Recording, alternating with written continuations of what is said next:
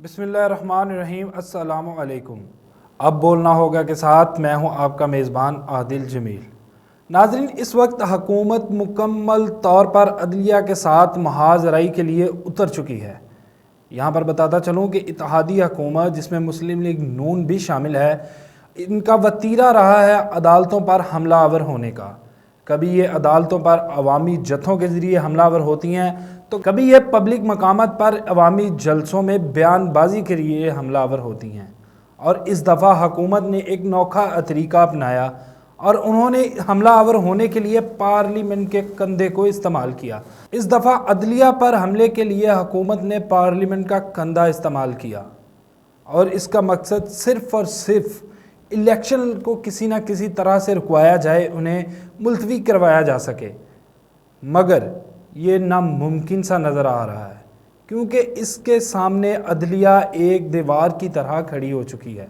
पाकिस्तान की आला अदलिया सुप्रीम कोर्ट ऑफ पाकिस्तान इस दफ़ा इलेक्शन करवाने के मूड में नज़र आ रही है, जबकि दूसरी जानिब गवर्नमेंट ऑफ पाकिस्तान इलेक्शन से भागती हुई नज़र आ रही है। नाज़रीन, आज का दिन पाकिस्तान में अहम नोयत का दिन है। आज एक अहम मुकदमा की समाअत होने जा रही है और जिसमें सुप्रीम कोर्ट ऑफ पाकिस्तान की जानिब से उन्हीं के दिए गए हुक्म पर अमल दरामद ना करवाने के हवाले से, जी नाज़रीन, इलेक्शन के हवाले से समाअत जारी है। और सुप्रीम कोर्ट ऑफ पाकिस्तान ने इसी महीने के शुरू में एक फ़ैसला दिया था कि हुकूमत पाकिस्तान 21 अरब रुपए के फ़ंड, सिक्योरिटी और दीगर जो ज़रूरियात है इलेक्शन कमीशन की, इनको पूरा करे ताकि इलेक्शन जो है वो करवाए जा सके पंजाब के अंदर।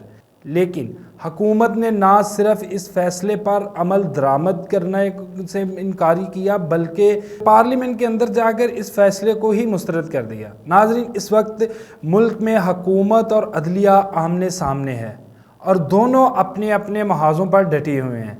लेकिन इस वक्त हमारी अदलिया को हमारी ज़रूरत है। उसकी वजह कि हमारी अदलिया इस दफ़ा आइन के साथ है और आइन की बालादस्ती और सरबुलंदी के लिए यहाँ पर हमें अपनी अदलिया के हाथ मजबूत करना है। यहाँ पर मैं मज़ीद बात करता चलूँ कि हुकूमत की जानिब से एक प्रोपेगेंडा सामने आ रहा है कि किसी ना किसी तरह से इस इलेक्शन को मुलतवी करवाया जा सके, जिसके लिए जो आप देख सकते हैं कि पिछले कुछ दिनों से एक बिल जो है वो गवर्नमेंट को उसकी बाज़गश सुनने में आ रही है। उस बिल को पार्लियामेंट के ज़रिए मंजूर करवाया गया, सदर की जानिब से उस बिल को वापस भेजा गया, फिर उस बिल को दोबारा पार्लियामेंट में लाया गया। बिल को पास करने के लिए दोबारा से जदोजहद जारी है, लेकिन सुप्रीम कोर्ट में वो उस बिल के ख़िलाफ़ एक दरख्वास्त जाती है। वहाँ पर 8 रुकनी एक बेंच बनता है और वो बेंच कल पहले दिन उस बिल के लिए समाअत करता है, तो जिसको बाद बेंच अपना एक हुक्मनामा जारी करता है। तो पार्लियामेंट से मुश्तरका इत्तेहादी जमातें मिलकर सुप्रीम कोर्ट के उस हुक्मनामे को मुस्तरद कर देती हैं। नाज़रीन, इस दफ़ा शहबाज शरीफ को अगर देखा जाए तो वो पाकिस्तानी कौम का सबसे मासूम और मजलूम तरीन शख्स है, क्योंकि उसका साथ मरियम नवाज़ और नवाज़ शरीफ उनके भाई और आसिफ अली जरदारी दे रहे हैं, जिनका मकसद शहबाज शरीफ की कुर्बानी देना है ताकि इस कुर्बानी को वो अपनी मुर्दा सियासत में रूह फूंकने के लिए इस्तेमाल कर सकें। और इस सब में जो नुकसान है वो शहबाज शरीफ का है। शहबाज शरीफ की नाअहली के बाद 2 भाइयों के अंदर जो है वो एक मामला ही बिल्कुल ख़त्म हो जाएगा। पाकिस्तान की हुक्मरानी की जंग फिर नवाज़ शरीफ के घर मुंतकिल हो जाएगी। शहबाज शरीफ और उसकी फ़ैमिली का जो मुकम्मल बाइकआउट, इस फैमिली से इस नाअहली के बाद मुकम्मल तौर पर पत्ता साफ़ कर दिया जाएगा। तो इसलिए मेरा यहाँ पे ये कहना या मेरा अपनी राय के मुताबिक कि पाकिस्तान की सियासत में अगर किसी शख्स को मजलूमियत का दावेदार कहा जा सके तो वो मियाँ शहबाज शरीफ हैं, जो कि इस वक्त वज़ीर आज़म पाकिस्तान है। क्योंकि इन 3 लोगों के मौजूदगी में, जिसमें मरियम नवाज़ साहिबा हैं, नवाज़ शरीफ साहिब हैं और आसिफ अली जरदारी हैं, इनकी मौजूदगी में शहबाज शरीफ को किसी बैरूनी मुखालिफ या दुश्मन की ज़रूरत नहीं।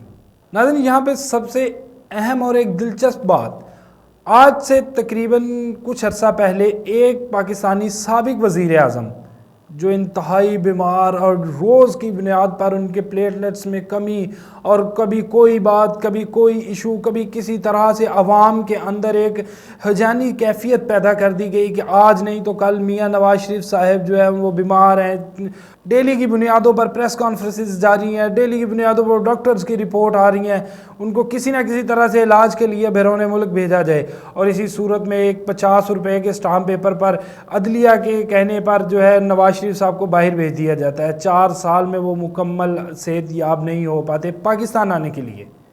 नाज़रीन, ये पॉइंट देखिएगा कि पाकिस्तान आने के लिए जो नवाज शरीफ साहब है वो मुकम्मल तौर पर सेहत याब नहीं, लेकिन उम्रा और अदायगी के लिए शाही ख़ानदान की दावत पर वो सऊदी अरब जा सकते हैं। नाज़रीन, उम्रा की अदायगी, उम्रा की सादत अल्लाह ताला और उसके बंदे का अपना ज़ाती मामला है। लेकिन यहाँ पर अपने एक बात कहना चाहूँगा कि अपने वोटर्स को मुकम्मल तौर पर तन्हा छोड़ देना, एक बयानिया बनाना, उसके पीछे लाखों लोग खड़े होना, आवाज़ देना, मेडिकल रिपोर्ट्स पेश करके पाकिस्तान से जाना और फिर वहाँ पर जाकर अपनी ज़िंदगी ऐशो इशरत में गुजारना, लेकिन यहाँ पर अवाम को पिसने के लिए छोड़ देना और अपने बच्चों को महलात में ठहराना और अवाम के और अपने सपोर्टर्स के बच्चों को रोड्स पर लाने की बातें करने वाला सऊदी अरब उम्रा की अदायगी के लिए तो जा सकता है, लेकिन पाकिस्तान आने के लिए डॉक्टर्स की जो शराइत है वो मशरूत हैं, ताकि डॉक्टर की इजाज़त मशरूत है। पाकिस्तान आने के लिए डॉक्टर इजाज़त देंगे तो पाकिस्तान आया जाएगा। नाज़रीन, यहाँ पर यही शर्त और यही कानून और यही नवाज शरीफ जो है पाकिस्तानी कानून के मुंह पर एक ज़ोरदार तमाचा है।